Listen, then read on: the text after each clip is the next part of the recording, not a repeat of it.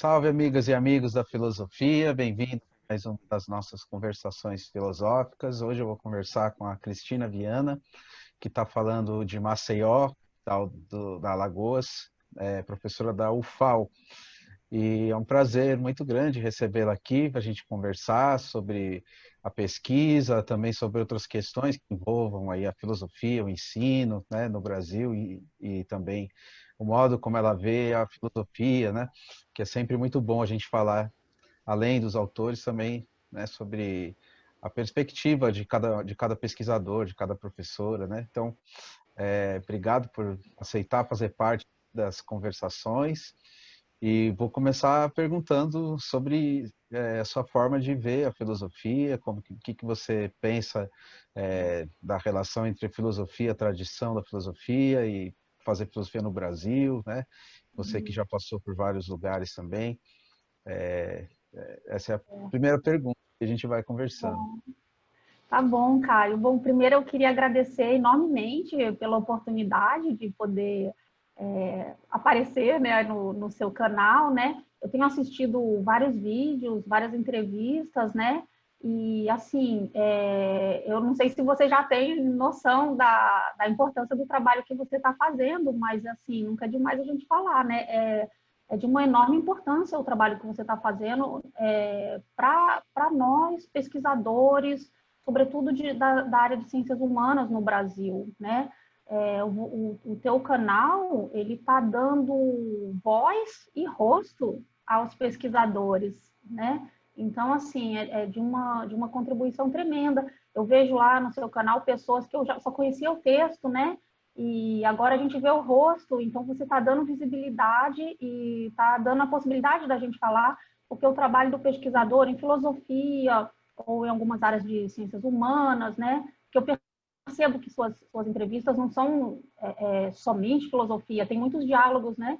Transdisciplinares, filosofia com psicologia, filosofia com ciência política, com sociologia, né? Eu assisti vários, né? E, esses pesquisadores, a gente estava muito assim, escondido, né? Trabalhando muito, mas por um círculo muito restrito, né? E essa oportunidade da gente poder falar para a sociedade o que a gente faz é importante no momento político que vivemos no Brasil, né? E também é importante para a própria socialização da ciência, das ciências humanas, né? E da filosofia em particular, né? Então, fica aqui o registro do meu agradecimento e reconhecimento do teu trabalho, tá?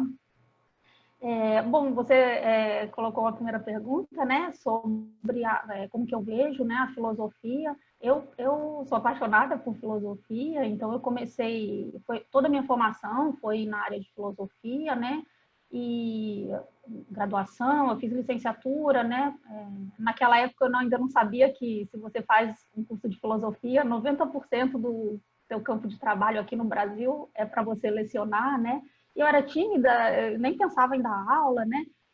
Aí depois isso foi aparecendo para mim como uma possibilidade até de profissão e como uma possibilidade prazerosa também, né? Mas no começo, quando eu entrei, eu queria o que todo jovem de 17 anos que vai para a filosofia de coração aberto quer. Eu queria encontrar a verdade, né? Não é isso que a gente vai procurar na filosofia, né?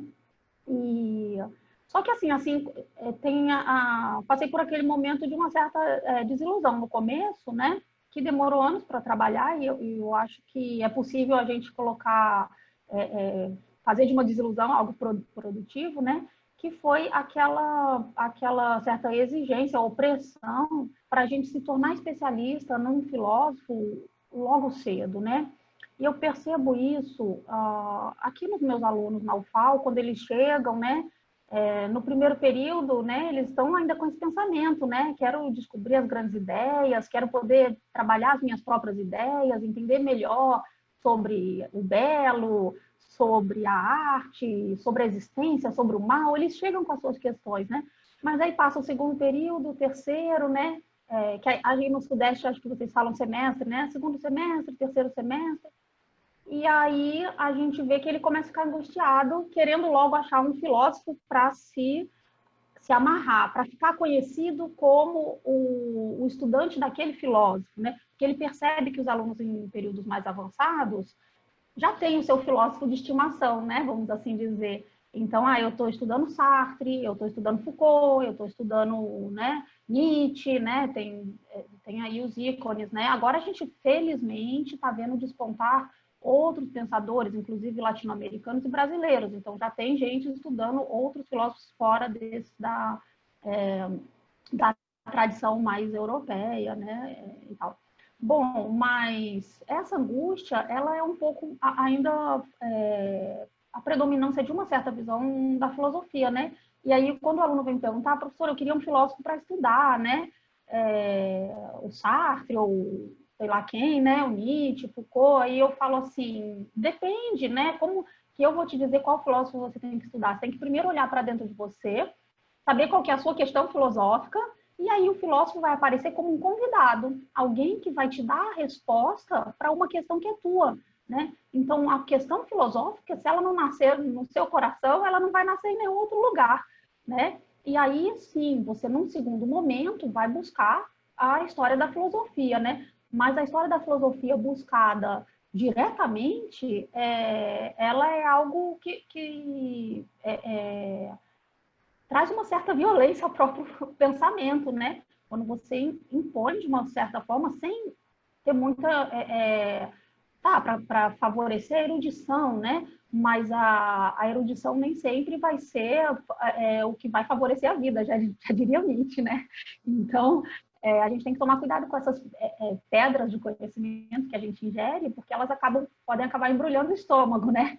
Isso não quer dizer que a filosofia viva sem a tradição. A gente precisa, não tem como fazer filosofia sem história da filosofia, né? Mas eu só estou propondo, né, que na linha de muitos colegas que já fazem, né, esse tipo de discussão, que a história da filosofia ela chegue num momento segundo e não como o primeiro momento, né? O primeiro momento que seja um questionamento que aquele estudante tem, né? Um questionamento filosófico, sincero, que às vezes ele é um pouco confuso, né? A gente não sabe direito fazer perguntas, é difícil fazer perguntas, e ainda mais perguntas filosóficas. Então, tem um treinamento, tem um tempo, né, dos estudos formais e de leituras individuais para a gente ir aprendendo a perguntar e perguntar cada vez melhor, né?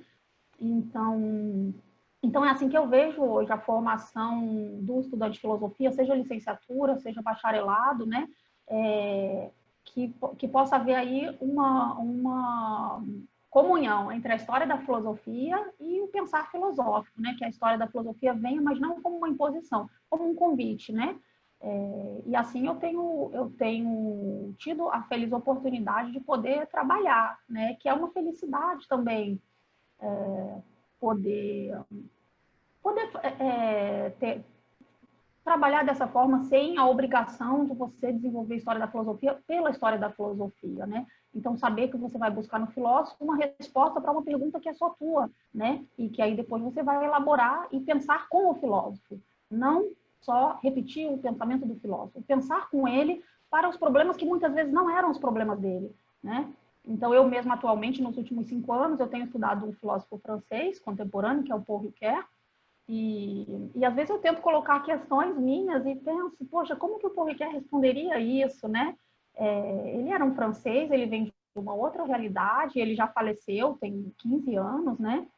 E as coisas que a gente está vivendo hoje, será que ele imaginaria, né? Como será que ele pensaria a questão da pandemia, né? Ele que era um filósofo da alteridade, a gente hoje está enfrentando uma situação que a gente simplesmente não pode entrar em contato com a alteridade no sentido que a gente está mais habituado presencialmente, né?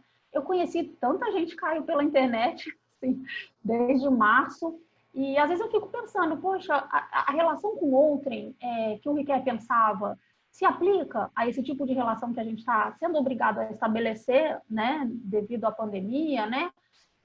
Então, essas questões vão sendo colocadas e o filósofo é o nosso convidado para nos ajudar a pensar e, frequentemente, ele nos ajuda a estruturar melhor o nosso próprio pensamento, porque ele tem mais experiência que a gente, pensou melhor as grandes questões, né?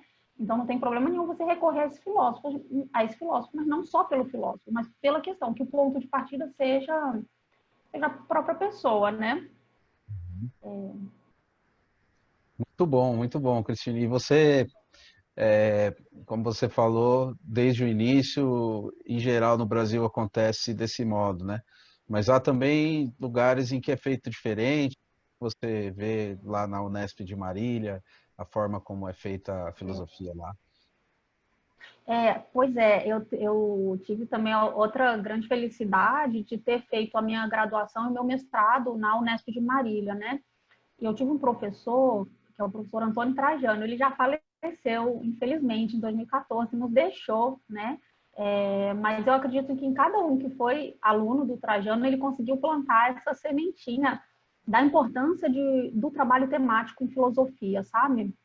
Quando eu fui fazer o mestrado, foi no ano de 2004, né? O Trajano ele só tinha uma exigência, que você não fosse estudar um filósofo, né? Então, e eu já trabalhava com ele desde a graduação, iniciação científica e tal, e eu já sabia disso, e era justamente por esse motivo que eu fui procurá-lo, né? E aí eu falei, eu quero estudar identidade pessoal, né? E ele falou, ótimo, né? Porque eu também estudei um pouco no meu doutorado, vou poder te ajudar aí. Aí foi falando, vai ler inglês, vai ler em francês, porque né, a gente, na filosofia precisa estar em contato com essas línguas em que tem uma produção maior do que às vezes, língua portuguesa, né? E aí eu lembro que uma vez eu fui apresentar um trabalho, já no mestrado, no comecinho, né? E aí, sabe quando né, acaba o evento, aí você vai para um restaurante com os outros estudantes, não sei o quê, né? Aí uma pessoa que eu tinha conhecido no evento sentou do meu lado e aquela papo, puxando papo, né? E aí, o que você estuda? Eu falei, eu estudo a identidade pessoal. Ah, tá, mas em qual filósofo, né? Eu falei, não, eu estudo em vários filósofos, né? Como assim? Você estuda vários filósofos? Parecia que eu estava falando algo assim. Eu falei, não, porque o que me interessa é o problema da identidade pessoal e como vários filósofos. Só que tinha um recorte, claro, né? Tinha um recorte dentro da linha do programa, na filosofia da mente e filósofos mais contemporâneos, né? Como que esses filósofos, que são abrangidos pela linha do programa, formularam o problema da identidade pessoal e propuseram uma resposta para esse problema, né? Então, eu me interessava nesse sentido. Claro que, ao estudar isso, você tem que naturalmente entrar no contexto daquele filósofo. Não tem como você não conhecer um pouco sobre os fundamentos, né, das suas teorias que vão embasar o que ele pensa sobre identidade pessoal, sobre outros temas que sejam recorrentes, né? Então, por isso que o trabalho temático, por mais que ele dê uma impressão que ele é mais raso, na verdade, ele é muito mais exigente, porque cada filósofo que você vai estudar, você vai ter que tentar entender um pouco do contexto ali, da teoria dele, para saber onde exatamente se situa aquela formulação, né? Então foi um aprendizado riquíssimo, né? Até hoje eu tenho muitas saudades, né, do pessoal todo lá de Marília, né, da Unesp, por conta desse diferencial, né? Hoje, felizmente, isso está mudando, a gente ouve falar de filosofia brasileira, naquela época era algo muito, muito fraco ainda, não tinha espaço para essa discussão. A gente ouve falar de filosofia africana com bastante força, né? Então, eram como se fossem alguns pensamentos, eles estivessem proibidos de ser estudados, eles não eram enxergados. Mesmo essa abertura para a interdisciplinaridade, a gente tinha lá no programa, né, uma linha de ciência cognitiva, que ela era, naquela época, olhada com uma certa desconfiança, mas ciência cognitiva é filosofia, mas é linguística, é computação, é tanta coisa, será que é filosofia? Né? Como se só pudesse ser filosofia se fosse filosofia raiz, né? Então, tinha essa desconfiança. Hoje, felizmente, isso está mudando bastante, né? E a gente consegue fazer um trabalho livre desses preconceitos, que é um contrassenso, né? A gente ter os preconceitos na própria filosofia, que é justamente a área em que a gente tenta colocar à mostra os preconceitos, né? Então, não que não tenha o rigor e o método, isso é a característica do pensamento filosófico, né? Que às vezes, escondido sob o véu aí do rigor e do método, tem os preconceitos por algum tipo de pensamento ou alguma abordagem que não seja a de uma submissão, né, a um filósofo já tradicional, né? Uhum. E daí, agora você está na UFAL. Como é que é aí na UFAL? Aqui, felizmente, também a gente tem uma uma composição de vários docentes com formação em vários cantos do Brasil, né? A maioria muito professores jovens, recém-doutores, né? Então, assim, a gente tem as várias tradições aí sendo estudadas. Eu acho que os alunos nossos aqui, eles têm possibilidade de fazer um curso muito completo, sabe? Sem necessidade nenhuma de precisar ir para os grandes centros, para o Sudeste, sabe? E assim, com essa questão da internet, né, e também da mobilidade, hoje em dia, sem contar essa situação de pandemia, né, mas é muito frequente você poder, né, participar de eventos em outros estados e interagir, né.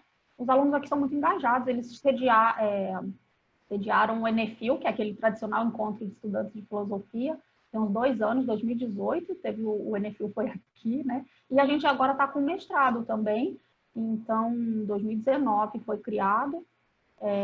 Então, assim, a gente tem uma comunidade assim de discussão filosófica bem bacana, bem integrada. Tem 2 linhas, né? Uma mais ligada à lógica e à filosofia analítica, outra mais à filosofia continental, ética e tal. Mas elas dialogam bastante. Então, eu acho que a gente tem um lugar com bastante potencial, sabe? Aqui eu tento trabalhar com os meus alunos, o que eu acabei ficando aí especialista, vamos assim dizer, né? Porque eu falei do mestrado, mas no doutorado eu fui estudar o Paul Ricoeur, né? E eu queria contar essa história rapidinho, né? Antes de falar do tema mesmo, né? Que é interessante. Eu estudei a identidade pessoal. E aí, no momento da minha banca, já não dava mais para fazer alterações significativas. Já tinham passado pela qualificação, já era um momento de defesa, né? Aí teve um professor que veio para minha defesa, que é um professor mais ligado à filosofia analítica, que eu tenho muita admiração, que é o professor André Leclerc. Naquela época ele estava na UFPB, hoje em dia ele é professor da UNB, né? E ele não estava na qualificação, então naturalmente algumas coisas ele viu no trabalho que eu não tinha sido advertida antes, né? Acontece.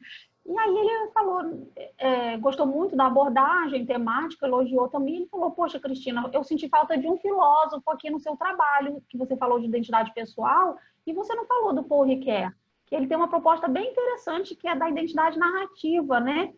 Só que não dava mais tempo de eu mudar. O que eu fiz foi acrescentar nas considerações finais, com uma teoria, que futuramente eu poderia investigar. Mas olha só, interessante, né, essa coisa, quando a gente pensa tematicamente. Era um professor de filosofia analítica que me deu um conselho para eu estudar um filósofo continental, né?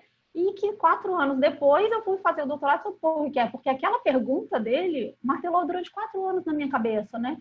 Eu falei, mas por que eu não conhecia essa teoria? E eu realmente não conhecia a teoria. Eu não estudei o Paul Ricoeur no mestrado porque eu não conhecia, né? Porque o problema da identidade pessoal é você explicar como se fundamenta a crença de que eu sou a mesma pessoa que na semana passada combinou contigo que ia fazer essa conversa. Como que eu explico isso, né? E aí tem várias teorias, né? A partir da memória, a partir do corpo, a partir da constituição celular, a partir da ação, da perspectiva de primeira pessoa, tem inúmeras teorias, né?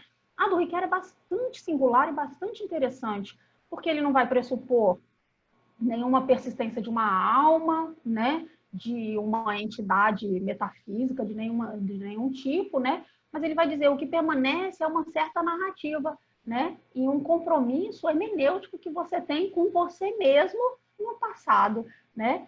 Então, a rigor, o que garante que eu sou a mesma Cristina que prometeu que ia conversar contigo hoje, tá aqui cumprindo a promessa, né? A rigor, essa história que eu conto de mim mesma, né? Essa história significativa, que eu pretendo que tenha sentido, né? Na qual eu vou costurando, por meio de uma tessitura, ele gosta de dizer, né? Do próprio enredo, da própria intriga, né? Então, eu vou costurando os episódios da minha vida numa totalidade de sentido, mas isso vai se dar pela narração. Olha que proposta, né? Potente, né? Com tantas possibilidades explicativas, né? E aí, no doutorado, eu fui para estudar a identidade narrativa, só que aí no Paul Ricoeur, porque aí eu já fui para a Unicamp, né? E aí a linha lá era de história da filosofia.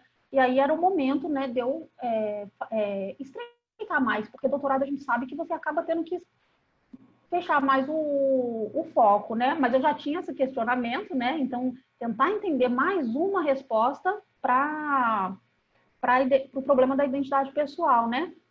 Só que aí, quando eu conheci o Paul Ricoeur, comecei a conhecer, ainda tenho muito que conhecer, né? Uma compreensão de sujeito se abriu ali para mim, sabe, Caio? Que foi essa ideia de uma cisão que você não consegue costurar no indivíduo, né? Um sujeito cindido, ele tem uma expressão que é bastante cara, ele que é um cogito partido, né? Nós somos um cogito partido ou um cogito ferido, né? Porque a gente não se iguala a gente mesmo. Por isso que a narrativa é tão importante. Pela narrativa eu vou tentar juntar as pontas, né? Do que por natureza está cindido, né? A teoria dele da identidade narrativa, ela é tardia, ela está num livro que é bem conhecido, né, que se chama O Si Mesmo como o Outro, que é de 1990, então está fazendo 30 anos, né, nesse ano. E só que aí, no caminhar da pesquisa, eu acabei retrocedendo, a minha pesquisa acabou não focando no Si Mesmo como o Outro, eu retrocedi 30 anos e fui para 1960 e foquei na filosofia da vontade, porque aí surgiu para mim a necessidade de tentar entender essa cisão interior. Então, você vê como que é o movimento do pensamento filosófico, né? Tinha uma questão de saber como que eu sei que eu sou eu mesmo. Vem um filósofo que diz, olha, na verdade, essa identidade ela vem depois, ela é dada pela narrativa, né? E aí eu quis entender, então, como que, se eu não sou essa coisa única, o que que eu sou, então? Aí eu tive que sair dessa teoria ética e procurar 30 anos antes numa teoria mais ontológica mesmo, né? Que aí é a filosofia da vontade, especificamente o homem falível, que aí eu coloquei o título da minha fala, né? Que é disso que eu queria falar, né? Do homem falível, né? Mas por que é importante falar do homem falível? Porque é uma obra que, infelizmente, a gente ainda não tem tradução para a língua portuguesa, né? Que é uma obra em que ele vai trazer uma resposta a essa nossa indagação. Por que é tão difícil a gente ser a gente mesmo o tempo todo, né? Então, por que é tão difícil a gente viver em harmonia, em paz? Porque a gente não tem uma unidade, né? Então, o Homem Infalível, eu até estou com um livro aqui que separei para mostrar, Filosofia da Vontade, né? Não sei se vai dar para ver muito bem por causa da luz, mas a Filosofia da Vontade dele são 2 volumes, né? O primeiro é o Voluntário e Voluntário, de 1950, e esse aqui, que é Finitude e Culpabilidade, é de 1960, né? Esse aqui tem 2 livros, né? Então, o primeiro, dois livros num tomo só, né? O primeiro é o Homem Falível, que é onde eu estudei. E aí tem a Simbólica do Mal, que é um texto que, esse sim já tem, que ele tenta explicar o problema do mal a partir dos símbolos e dos mitos, né, depositados na cultura. Esse daí tem um interesse para a teologia, para a filosofia da religião, ele acaba sendo um pouco mais estudado, né? O Homem Falível não é uma obra muito estudada aqui no Brasil, né? Então o pessoal conhece o Si Mesmo como o Outro, a Memória, a História e o Esquecimento, Tempo e Narrativa, o pessoal na história estuda tempo e narrativa, na literatura estuda tempo e narrativa, na própria filosofia, né? Mas O Homem Falível não é uma obra costumeiramente estudada, né? Então, por isso que eu falei, eu vou falar do Homem Falível, né, nas conversações, tendo considerado isso, né?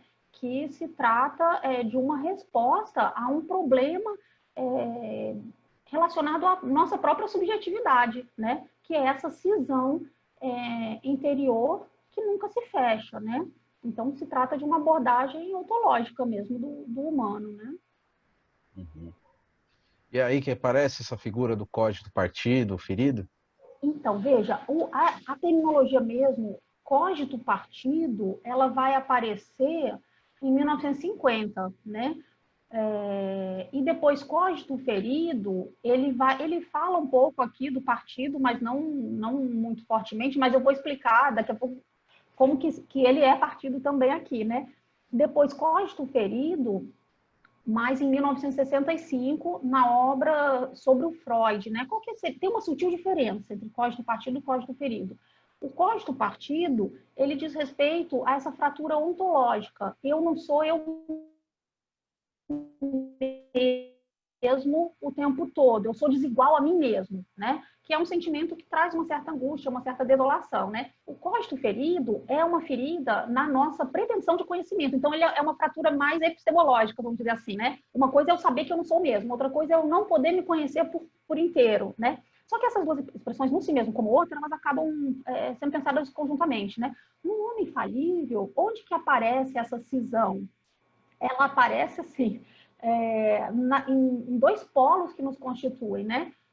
O finito e o infinito, né? Então, a gente é finitude e a gente também é infinitude, né?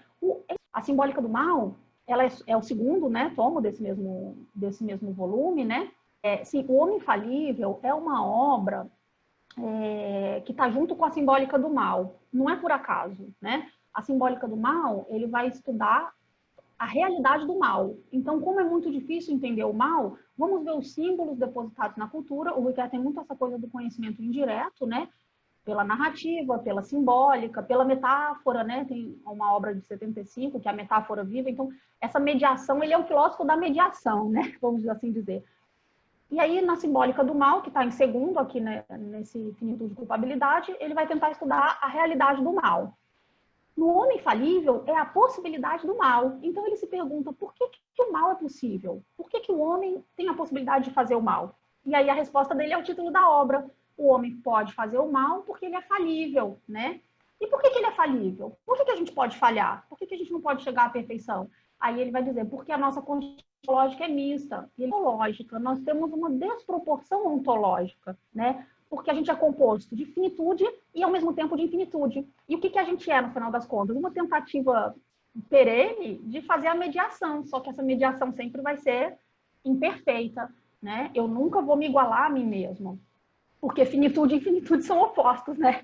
Então, eu não posso deixar de ser finita e eu não posso deixar de ser infinita. E aí, se você me permitir, eu ia falar um pouquinho, né, da finitude, um pouquinho da infinitude e um pouco dessa síntese que o homem faz, né?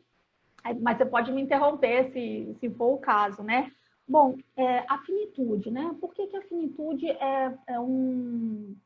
merece atenção quando o Riquet traz para explicar esse primeiro polo que constitui o humano, né? É uma obra de antropologia filosófica, né? Essa obra que é pouco estudada, infelizmente, né?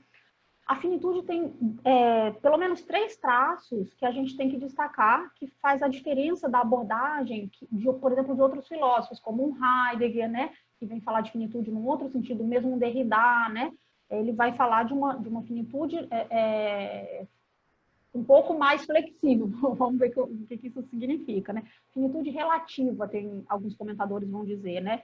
Primeira coisa, ela tem um impulso à vida. Então, em geral, quando a gente fala finitude, a gente aprendeu isso talvez com Heidegger, né? A gente relaciona a morte, né? É porque a gente vai acabar, a gente vai terminar, né? E a finitude para o Riquet, ela tem mais a ver com esse impulso para a realização na vida, de concretude. Isso aí vem de uma influência que ele teve de um filósofo também pouco conhecido, que chama Jean Nabert, na sua juventude, né? Que tinha esse apelo da concretude, né? Então ele tentava pensar o transcendental, mas sem esquecer o concreto, porque a gente é ser humano nas nossas vidas concretas, cotidianas, né? Mas não quer dizer que não tenha um impulso transcendental ali que a gente vai falar quando for falar do infinito, né? Então, a primeira coisa é o impulso à vida. Tem uma passagem, tem um livro póstumo que o Riquet escreveu, que ele coloca isso com todas as letras, embora no Homem Falível ainda não estava muito bem feito, né? Muito claro, né? Que ele fala, a gente é um ser contra a morte. E ali, claramente, ele está se colocando contra o Heidegger, né? Em oposição ao Heidegger, que diz que a gente é um ser para a morte, né? Lá no Ser e Tempo, né? Seção 48, eu acho, o homem é um ser para a morte, que ele tem sempre a morte no horizonte, né? E o Riquet diz, não, a gente tem sempre a vida no nosso horizonte. Então, por isso que o livro se chama Vivo até a Morte, né? Foi publicado póstumamente, porque quando ele não terminou o livro, ele faleceu em 2005, né? Em 2007 saiu o livro incompleto, né? Então, essa ideia de que nós somos um ser contra a morte, a gente quer sempre afirmar a vida, por mais que você esteja lá, às vezes, o decreto mesmo, né? Ninguém faz planos para depois da morte, por mais que a pessoa acredite num pós-mortem, ela faz planos para a vida, né? Mesmo quando ela está bem idosa ou muitas vezes doente. Esse é o primeiro traço da finitude. O segundo traço é a questão do corpo, né?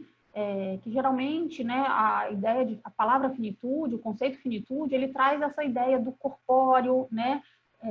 Do que é falho, né? Do que é finito, do que é isolado, que tem um fim, né? Que termina.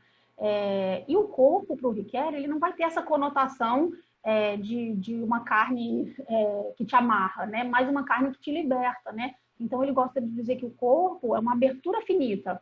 Por quê? Porque através do corpo eu vou me abrir para o que a vida tem para me oferecer. Então, seja experimentando o sofrimento, eu vou me abrir buscando me libertar desse sofrimento, seja experimentando a necessidade, né, do meu corpo, né, necessidade física, orgânica, né, e eu vou me abrir para as possibilidades de satisfazer essa necessidade, né. Então, o corpo vai ser sempre essa abertura, né. E, por fim, o último traço aí que dá para a gente focar da finitude é o movimento de ultrapassagem. Então, essa finitude, ela também não é isolada em si, ela é sempre uma disposição para sair de si, né? Então, apesar da gente reconhecer que a gente é finito, a gente está sempre como que disposto ou com a intenção de buscar algo mais, né? Ser mais completo, ser mais total, né? Ser mais absoluto, né? De alguma forma, né? Então, isso vai ser o que vai caracterizar essa finitude, né? Tem um comentador que se chama Johann Michel, ele diz o seguinte, né? Trata-se de eu estou citando, né? De uma finitude relativa, né? Tal como a concebe Riquet, que deixa espaço para a esperança e a busca de si, né? Então, essa ideia da esperança é algo que já tem uma herança, claro, né? Religiosa. Aí o Riquet, ele era protestante, mas a filosofia dele, ela pode ser lida sem ser por esse óculos, né? Ele mesmo não gostava de dizer que ele era um filósofo cristão e que a filosofia dele é cristã, e realmente não é. Se você for ler, você vai ver que não é, mas esse motivo, né? Essa questão da preocupação com a esperança é algo que aparece em muitos textos dele e aqui também no Homem Falível, né? Então, essa finitude relativa, né? É porque ela tem essa abertura para o infinito, né? Então, quando ele vai falar de finitude e infinitude, essa composição mista, ele coloca elas duas no mesmo patamar, né? Então, a finitude não é mais importante que a infinitude, né? Então, são duas aspirações que nós temos. Uma me deixa no concreto e a outra me remete para essa totalidade, né? E o que seria, então, isso é bem assim, resumidamente, né? Só para a gente dar uma ideia, né? O que seria o infinito, né? Aí também, mais uma vez, né, se a gente tiver aquela desconfiança, deixa eu mostrar, ó, tá vendo que é um filósofo cristão, né? Tá falando de infinito, agora eu vou encontrar, né? Não pressupõe um ser transcendente. Então, quando ele fala de infinito, ele não está pressupondo essa existência de um Deus, ou como a gente quiser chamar, né? Essa infinitude, ela tem um caráter imanente e concreto, né? Então, isso ele faz questão de estabelecer no Homem Falível, né? Como que a gente pode explicar a infinitude? Aí, mais uma vez, a gente recorre ao Jean Nabert, que é um filósofo que influenciou, inclusive o Homem Falível é dedicado ao Jean Nabert, né? Que era um filósofo que não... Ele produziu poucos livros, enfim, mas ele é uma referência constante na obra do Riquet. Ele próprio falou várias vezes, né? De alguns livros do Nabert que ele falou que ele gostaria de ter escrito, né? Então, o Jean Nabert traz um tópico, um conceito, né, que se chama afirmação originária. E a gente consegue entender o que é o infinito, esse infinito imanente, né, que vou tentando explicar, né, pela ideia de afirmação originária. O que é uma afirmação originária? Não é uma afirmação de si, como, né, a gente vai falar lá em 1990, de uma identidade narrativa que eu me narro, eu me conto. Não. A afirmação originária, ela é um ato de um sujeito que está se constituindo, né? Então, é como ela emana do sujeito, porque ela é concreta, ela é imanente, mas ela vem me constituir, né? Ela não se reduz a essa dimensão individual, né? Essa dimensão mais determinada da minha existência, né? E aí a gente tem uma dificuldade com essa ideia de afirmação originária, que é justamente explicar o seu estatuto ontológico, né? Ela não é uma afirmação individual, porque o sujeito ainda está se constituindo, então não é um eu que já existe que fala, né? Ela fala através de mim, né? Mas, ao mesmo tempo, não é um Deus que está colocando essa fala em mim. É uma conversa da própria constituição do sujeito, né? É esse infinito, esse absoluto que vai me atravessando, né? Ela é absoluta, mas ela não provém de um absoluto exterior. Ela se dá na experiência finita, né? Tem uma passagem do Johanneberg que eu acho que pode ajudar a esclarecer isso um pouco, né? Ele diz o seguinte, né? Numa obra também póstuma que chama O Desejo de Deus, né? Que não é uma obra nem um pouco religiosa, né? Muito pelo contrário, tem até algumas heresias ali, né? Ele diz o seguinte, ela, né, a afirmação originária, não é a afirmação de um ser primeiro, de um além de si. Ela suprime a questão que ela poderia se colocar a respeito de sua relação com o além de si, do qual ela seria apenas o prolongamento. Então, isso é o que ela não é, né? Agora, o que ela é? Mas, se afirmando como primeira, ela se assegura de sua não identidade com a consciência individual como tal. Então, ela não é nem a ideia de a fala de um Deus que me atravessa, nem a fala de um sujeito já constituído, né? Uma outra passagem de um comentador, do Naber, ele coloca para a gente o seguinte, né?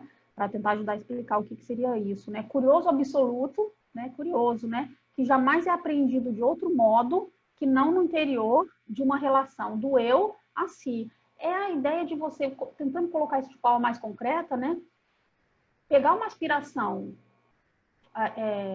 total e colocar dentro da sua vida prática. Quer ver um exemplo muito simples, né? A gente vai falar disso daqui a pouco quando eu falar da mediação, né? Mas só para dar uma ideia, né? Quando eu quero a felicidade, né? Então, todo mundo quer a felicidade, né? Quando a gente quer a felicidade, a gente imagina uma felicidade que seja total. Só que essa felicidade total, ela nunca vai ser aplicável para mim, na minha finitude. Vai ser sempre uma felicidade para mim, né? Então, aqui dá para a gente perceber um pouco o que seria esse movimento da afirmação originária. Olha aqui, um infinito, um absoluto, a felicidade total, tal como eu imagino ou como eu sinto, né? Tentando se realizar como? Mas eu não sou um humano completo, eu também sou incompleto, eu também sou determinado, eu também sou finito, né? É no meu dia a dia o que eu entendo por felicidade, que pode ser o que você não entende por felicidade. O que eu entendo por felicidade é diferente de você, né? A gente está vendo aí na pandemia, por exemplo, algumas pessoas que não eram muito dadas aos contatos sociais, que não estão sentindo tanta falta de estar junto com as pessoas, com os amigos, né? Então, a felicidade para um indivíduo ela vai ser diferente da felicidade para os outros indivíduos, né? Então, isso é só para dar um exemplo de como seria esse absoluto me atravessando e se anunciando na minha individualidade sem ser proveniente dela, né? Tem um texto do Riquet, não vou falar aqui para não ficar muito longo, né? Que é de 62, então 2 anos depois do Homem Falível, que está no conflito de interpretações, que se chama O Ato e o Signo segundo Johanneberg. Essa ideia de ato e signo também ajuda a esclarecer um pouco o que seria o infinito, né? Na concepção dele, que estaria mais ligado a essa ideia de ato, né? O que seria o ato, né? Essa dimensão mais fundadora, mais inaugural, mais originária, né? Da própria subjetividade, né? E o signo remete a essa ideia, né? De fixação, representação, objetivação, né? O interessante para o Riquet nesse texto, né? Ele ali já tem os primeiros passos da hermenêutica que ele vai desenvolver depois, ele pensar que o ato sem o signo não dá para ser pensado. O ato e o signo, ele não coloca o ato lá em cima e o signo lá embaixo. Eles estão sempre juntos ali, porque essa importância que ele dá ao desvio, né? Ao conhecimento indireto, né? Então, como que eu posso conhecer o ato? Eu não conheço o ato absoluto diretamente, mas eu conheço pelos signos que ele deposita na cultura, na existência individual, nas palavras, nas obras e toda forma que a gente puder investigar, né? A simbólica do mal é um pouco isso. Ele não podia conhecer o mal no absoluto. Então, ele vai nos símbolos, nos mitos, para tentar entender o que falam do mal, né? E se você pegar as metáforas, é lindo a simbólica do mal, né? Tem muitas metáforas que tentam mostrar um pouco o que é o mal, né? A ideia de mancha, né? O que a ideia de mancha, né? Em algumas formulações religiosas, revela para a gente, né? Revela que o bem já estava lá e o mal é algo que se acrescenta, né? Então, você está com uma mancha. Se você limpar essa mancha, o bem prevalece. Então, qual é essa ideia, né? Essa ideia de que o bem, ele é anterior ao mal, né? A própria ideia ele analisa bastante o mito de Adão, né? Ele fala, poxa, vamos analisar esse mito, né? Perceba que tem a serpente, e a figura da serpente, para ele, ela é reveladora de que, contra o que pensava Agostinho, né? Que o homem inaugura o mal, né? Ele vai dizer, não, a serpente já estava lá, então o mal já estava lá antes, né? Só que o homem se encontra com esse mal e coloca ele na sua vida a partir de suas escolhas, mas ele não inventa o mal, porque a serpente já estava lá, ele não inventou a serpente, ele cedeu ao apelo da serpente, mas ele não inventa ela, né? Então, assim, ele vai fazendo toda essa análise desses signos para entender o ato, né? Então, mas voltando ao homem falível, né? Esse infinito ele vai se anunciar na forma de uma afirmação originária que vai me atravessar e que eu só vou poder acessar pelos signos de uma cultura, né? De uma existência, né? Então, essa ideia de afirmação originária, para ele, vai ser fundamental para explicar esse elemento do infinito que nos compõe, né? Tem uma frase dele que ficou bastante famosa, que ele repetiu em diversos textos, né? Que é a seguinte: nós somos desejo de ser, esforço por existir. Essa frase sintetiza essa composição mista que eu estou trazendo aqui entre finitude e infinitude do homem falível, né? Então, quando ele fala, a gente é desejo de ser, esforço por existir. A segunda parte, né? Esforço por existir, ela tá expressando esse apelo da concretude, né? Por quê? Porque a gente quer existir efetivamente na vida real. Eu não quero uma ideia de felicidade, eu quero ser feliz aqui e agora, não é? Então, esse esforço por existir, colocar no real esse meu anseio que pode ser mais infinito, né? E o desejo de ser já está relacionado a esse apelo da infinitude, né? O que é o desejo de ser? É um desejo que nunca se satisfaz. É diferente do desejo, né? É o desejo de ser mais perfeito, de ser melhor do que eu sou, de ser mais completo, de errar menos, de ser mais amoroso, de cometer menos besteiras, né? É esse desejo de alcançar uma perfeição absoluta que a minha finitude não vai permitir nunca que eu alcance, né? Porque o homem é falível justamente porque ele tem essas duas dimensões compondo o seu ser, né? Então, esse seria mais ou menos a ideia do que seria o infinito, né? Então, esse desejo de ser, ou infinito, é a marca de que a gente é constituído por uma dimensão também absoluta, ainda que imanente, né? Mesmo que não seja dependente da ideia de um Deus, né? E o esforço por existir tenta trazer essa infinitude, né, para a existência finita. Tá, eu quero ser melhor, mas eu vou ser melhor aqui, lidando com as pessoas que existem concretamente, fazendo um trabalho que é feito concretamente, né, no meu dia a dia, como se diz, né. E, por fim, a mediação, que é a grande sacada dele, né, nós somos uma mediação imperfeita, então por isso que a gente é falível, por isso que o mal é possível, por isso que é preciso a gente estudar o mal e evitar suas formas de manifestação no mundo, né? Mais tarde, lá em 1990 para frente, ele já está bem preocupado com... os trabalhos dele vão enveredar para uma vereda mais ética e política, né? De como praticamente diminuir o mal no mundo. Aí ele vai pensar a questão da justiça, a questão do respeito, a questão das instituições, né?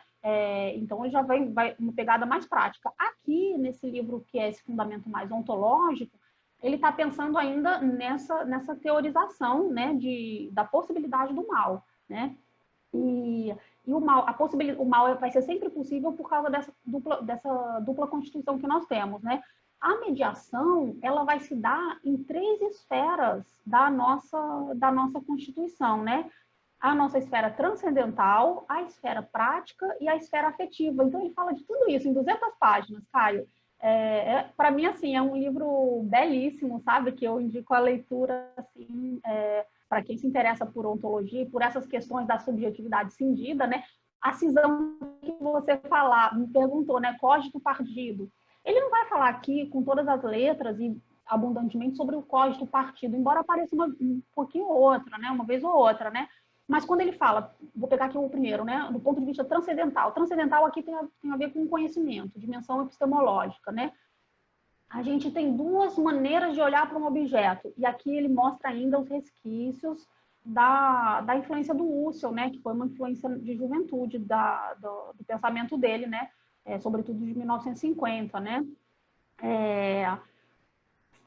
Quando eu tento abarcar um objeto, eu tenho uma visão e uma visada. Isso é terminologia fenomenológica, né? A visão é essa perspectiva finita, né? Então, vamos dizer, o Caio aparece para mim, né? Eu conheci você há pouco tempo nessa situação virtual. Para mim, é aquela pessoa que está fazendo esse trabalho fantástico do canal do YouTube das conversações filosóficas, mas isso é uma parte do Caio, né?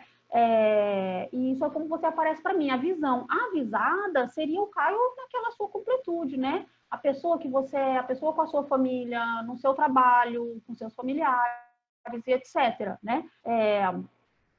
Então, a gente tem as duas dimensões. A primeira aí é a finitude, a segunda é a infinitude. Onde entra, né, a mediação imperfeita, né? É quando a gente tenta fazer essa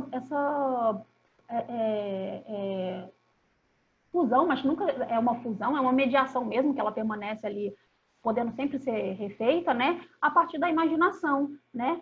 Como quando eu olho a Lua, né? Esse exemplo é clássico na fenomenologia, né? A gente só vê sempre o mesmo lado da Lua, mas a gente imagina o outro lado da Lua. Então, eu imagino que o Caio tem uma família, eu imagino que o Caio faça um trabalho filosófico relevante, né? E aí eu imagino, mas eu isso não aparece para mim na minha visão, que é sempre reduzida, né? Então, também é nesse jogo entre finito e infinito que se dá o conhecimento, né? Se a gente pegar a dimensão prática, né? Segunda dimensão, que é do agir, também eu tenho, né, um ponto de vista finito e um ponto de vista infinito, né? Então, olha aí o cogito partido, né? Então, vamos supor, né? O meu jeito de ser, é o meu caráter, né? Que ele gostava de chamar nessa época. Depois ele vai mudar um pouco essa ideia de caráter e tal, mas nessa época ele tá pensando como um ponto de vista, né? Então, a maneira como eu me coloco, né? Como um sujeito de querer e um sujeito que age, né? Então, eu tenho eu penso determinadas coisas, eu tenho uma certa perspectiva para propor, né, o meu querer e o meu agir, né? E isso ele é determinado, né? Porque eu não posso ter todos os pontos de vista. Por isso que chama ponto de vista. É a partir sempre de um certo lugar específico, que não é todos os lugares, né? Por outro lado, quando eu penso o infinito, eu penso toda a humanidade, né? Então, não se trata mais de eu pensar só qual é a opinião de uma pessoa, mas o que seria melhor do ponto de vista da humanidade, percebe? Né? Então, por exemplo, quando a gente fala em direitos humanos, a gente não está pensando o que para mim eu acho que seja direito, o que no seu ponto de vista é um direito dos homens, não. É do ponto de vista da humanidade. Então, lembra que eu falei, né, que tem essa ultrapassagem, a finitude está sempre querendo se ultrapassar? Quando eu olho um lado da Lua e imagino o outro lado, é o movimento da finitude se ultrapassando a si mesma rumo à infinitude, né? Quando eu tento pensar os direitos humanos do ponto de vista da humanidade, como que eu posso fazer isso? Eu não sou todas as pessoas. Como que eu posso supor que eu posso conceber o que seja válido para todos os humanos? Somente por esse movimento de ultrapassagem da finitude. Então, eu tento sair do meu ponto de vista e me colocar num ponto de vista mais amplo. É a finitude tentando alcançar essa infinitude, né? E a última esfera, né, seria a esfera afetiva, né? É a mesma coisa, ele coloca lá o prazer, que é esse desejo, né, mais sensível, mais individual, e a beatitude. São duas formas legítimas, né, de realização do desejo. Só que uma está ligada ao infinito, a outra está ligada ao finito, né? Só que essa beatitude, ela nunca vai ser vivida, né, diretamente. Tem que passar pelo finito. Então, eu tento transformar de alguma forma esse desejo sensível, esse prazer, né, que seja palatável aí, né, passível de ser pensado conjuntamente com essa realização de um prazer maior, mais relacionado a uma certa totalidade, né? Então, se na dimensão transcendental da mediação, que nós somos todos mediação entre finito e infinito, né? A síntese era a imaginação, no agir, a síntese vai ser o respeito, né? Então, é quando eu respeito o teu ponto de vista, porque ele é um ponto de vista que também está no escopo ali do que é humano, embora não seja o meu ponto de vista específico. E na dimensão afetiva é justamente o sentir, né? O sentir vai me dar essa tentativa de mediação entre um prazer seria geral para o humano e o prazer individual, que o meu é diferente das outras pessoas, né? Então, essa tentativa de mediação é o mote do homem falível, né? Só que a gente nunca vai atingir essa mediação, ela está sempre por acontecer, né? Aí terminei essa parte, né? Mas só para fazer o gancho, né? Um si mesmo como o outro, ele vai falar de redescrição. Tem muitas apropriações na obra tardia sobre essa obra de juventude, sabe? A redescrição, a identidade narrativa, né, que vai ser a elaboração madura, que já passou pela hermenêutica, já passou pelo Freud, já se desconectou um pouco dessa questão mais teológica, né? A redescrição, ela vai ser também sempre inacabada. Eu posso sempre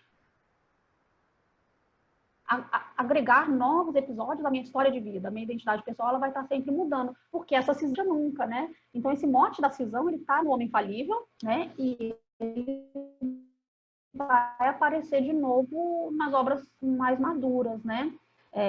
Então, assim, fica o meu convite aí, né, para quem se interessar por ontologia no Brasil. Talvez porque também não tem uma tradução, né, Caio, para a língua portuguesa.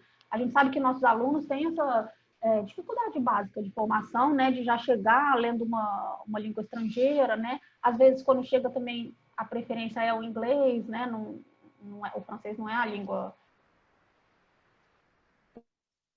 primeira, que seja ainda um livro tão estudado, porque a gente tem muitos leitores de Riquet no Brasil, né? E mais uma vez, para, né, fazendo um gancho lá com o começo, né? A gente estuda o Riquet não porque tem que escolher um filósofo, mas porque ele traz respostas muito interessantes para essas questões relacionadas à identidade pessoal e à subjetividade de um modo mais geral, né?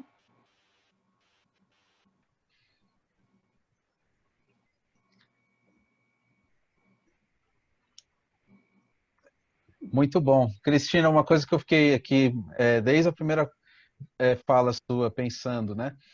Que é interessante que na sua trajetória e na sua forma de abordar a filosofia, você fez muito bem as duas coisas, né? Tanto uma pesquisa temática mais ampla, com vários autores, depois esse trabalho de centrar numa obra de um autor e transitar pelos vários aspectos dessa obra, e uma obra que tem uma longevidade grande, né, como é o caso do Riquet, né, mostrando as relações de uma coisa do começo para frente, mas sempre guiados por uma busca, né, de uma questão que você veio construindo lá desde o início. Eu acho que isso é interessante para mostrar que as duas coisas não se anulam, né? Porque também tem gente que é crítico da história da filosofia, desse jeito de fazer, e daí acha que não precisa ler o autor de maneira sistemática, não precisa entrar nos textos, só pegar uma questão e ler um capítulo, e assim a gente já dá conta das coisas. Então vamos ler só os contemporâneos e aí a gente já resolve tudo, porque os contemporâneos já absorveram a tradição, e não é assim, né? A gente vê que tem muitas coisas que, como são as questões que movem o pensamento, então essas questões podem ser reencontradas em autores da tradição, tanto do século XX, mas também de outros séculos, né? Eu posso ler o Agostinho com essa questão, tentando buscar isso, ou os gregos, ou então também de outras culturas que não a ocidental, né? Já tem sido feito, você falou no começo também, filosofia africana, ameríndia, latino-americana e chinesa, né? Japonesa, outros. Exato. Então, é isso que eu acho que é interessante. Eu acho que é uma coisa que nós aqui no Brasil temos de vantagem, porque como nós não temos a tradição consolidada, né? Tá tudo por se fazer, a gente tem essa possibilidade de estudar e no mesmo departamento ter alguém que é especialista em filosofia francesa, analítica, o outro estudando filosofia africana e a outra ameríndia, e eu acho que isso é uma vantagem, né? A gente devia saber aproveitar melhor. Eu concordo totalmente com você nesse ponto, né? Eu só acho que você foi bastante gentil quando você coloca que faço bem história da filosofia, ainda o Riquet ainda tem muita coisa para conhecer, assim. Eu estou agora com os textos dele sobre a utopia, sabe, que eu separei para ler, e também sobre a hermenêutica bíblica, sabe, que eu não tive ainda a oportunidade de conhecer. E é realmente um planeta, assim, sabe, o pensamento desse pensador, né? Então, assim, ainda tem muito, muito mesmo a conhecer e tentar integrar nessa totalidade, né? Mas eu concordo contigo, né, que a gente tem sim um local privilegiado aqui no Brasil para aproveitar essas múltiplas metodologias e abordagens, né, da filosofia, né? E a gente tem um momento muito legal de abertura, né, para essas colocações, né, que não eram colocadas, né? E eu concordo contigo também que o pior jeito de aproveitar isso seria justamente um ressentimento, como diria Nietzsche, né, em relação às influências que nós tivemos durante tanto tempo e que nos formaram, né? Então, assim, a gente presencia, né, algumas situações, né, sem ser muito específica, né, mas, assim, por exemplo, um grupo de estudo de filosofia brasileira, né, ou filosofia latino-americana de uma forma mais ampla, né, em alguns dessas situações, né, alguns alunos ou mesmo pesquisadores veem com maus olhos e você fala, olha, eu vim aqui conhecer o grupo de vocês, mas eu sou especialista no francês, né? Como se você agora, para estudar filosofia latino-americana, você tivesse que renegar aquela tradição que te constituiu, né? Se você pensar, por exemplo, né, o pessoal está lendo bastante, né, o Paulin Routondi, né, sobre filosofia africana. Sabe quem foi orientador dele no doutorado? Por Riquet, né? Então, assim, esses próprios filósofos, né, que a gente está estudando agora, que agora a gente está tendo possibilidade de conhecer desde a graduação, que na minha época não tinha, né? Eles também foram nutridos na filosofia europeia. Então, por que eu vou ter esse ressentimento, né, de acabar com essa tradição? E outra, a gente já está nutrido nessa tradição há tanto tempo que já não dá mais para separar tão facilmente, né? Já tem um horizonte fundido ali, né? Então, não tem como eu renegar toda essa tradição e nem tem por que fazer isso, porque a gente tem coisas maravilhosas na filosofia europeia, né? Mas eu acho assim que a gente, enquanto brasileiro, a gente precisa encontrar o nosso lugar e eu acho que a gente está no caminho certo, né? Desde que a gente evite esses excessos do ressentimento, né? Ah, já que eu já estudei filósofo europeu até agora, daqui para frente eu vou estudar só latino-americano, só africano. Por quê, né? Por que você não vai mais ler os clássicos? Até para ver que talvez eles estão falando de um mesmo problema. Às vezes eles estão falando... Eu peguei textos maravilhosos no site de filosofia africana sobre identidade pessoal, você acredita?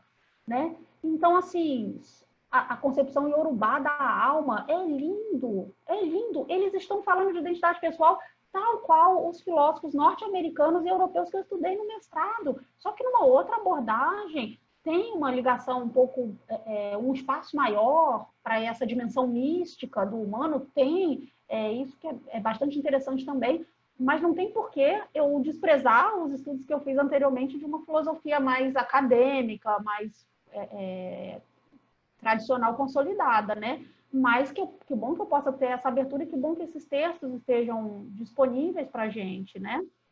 Então, mas eu concordo totalmente com você, né? A gente está num momento privilegiado, tem muito ainda que se conquistar, e a gente torce para que essa conquista seja feita sem os ressentimentos, né? Exatamente, e é isso que eu tenho tentado também ajudar a, pelo menos, tentar dar visibilidade para essas questões que, como você fala, são às vezes muito próximas, e eu tenho percebido isso nas conversas, né? Tem gente que está estudando temas muito parecidos, mas se desconhecem e É, encampam lutas que não são nossas, né? Essa entre analíticos e continentais, entre franceses e alemães e tudo mais. É isso.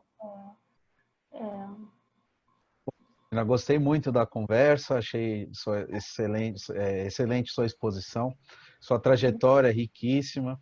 E eu sempre peço para deixar uma última coisa, falar é, uma última palavra, colocação, aí fica à vontade para encerrar a conversa. Tá bom. Bom, eu queria mais uma vez agradecer imensamente pela oportunidade, Caio. Eu estava bem nervosa, assim, porque, né, o seu canal está muito conhecido, né? Espero que eu tenha podido contribuir aí, né, com o teu propósito. Espero que tenha ficado dentro aí dos objetivos, né, do teu canal. Vou continuar assistindo, né, porque tem coisa muito interessante, está fazendo um trabalho realmente de peso e de muita importância que vai ficar aí para a história, né? Talvez você não tenha ainda percebido a dimensão do que você está fazendo, mas realmente é fantástico, né? E aí, se você me permitir, eu queria fazer duas divulgações agora aqui no final, né? A primeira, para quem se interessar, né, ou já conhece um pouco, quer conhecer mais sobre o Paul Ricoeur, nos dias 4, 5 e 6 de novembro agora, já daqui um pouco mais de 15 dias, né, a gente vai realizar o 4º encontro de filosofia hermenêutica, né, é uma iniciativa da UFPI, tem um pessoal que trabalha Paul Ricoeur lá, né, e a Federal de Alagoas e do Maranhão, também a UFOB, né, na Bahia, o ESB também, em Vitória da Conquista. A gente uniu as forças aí, os riquerianos em quarentena, né, e vamos realizar um evento online, e é um evento internacional com especialistas em Paul Ricoeur, com vários temas, toda tarde, né, então das 14 às 16h30. Está lá na página da UFAL, da graduação e do mestrado, quem se interessar, né, para acessar o link. E se quiser certificado, tem também, é só fazer a inscrição direitinho, colocar o nome, o e-mail lá, né.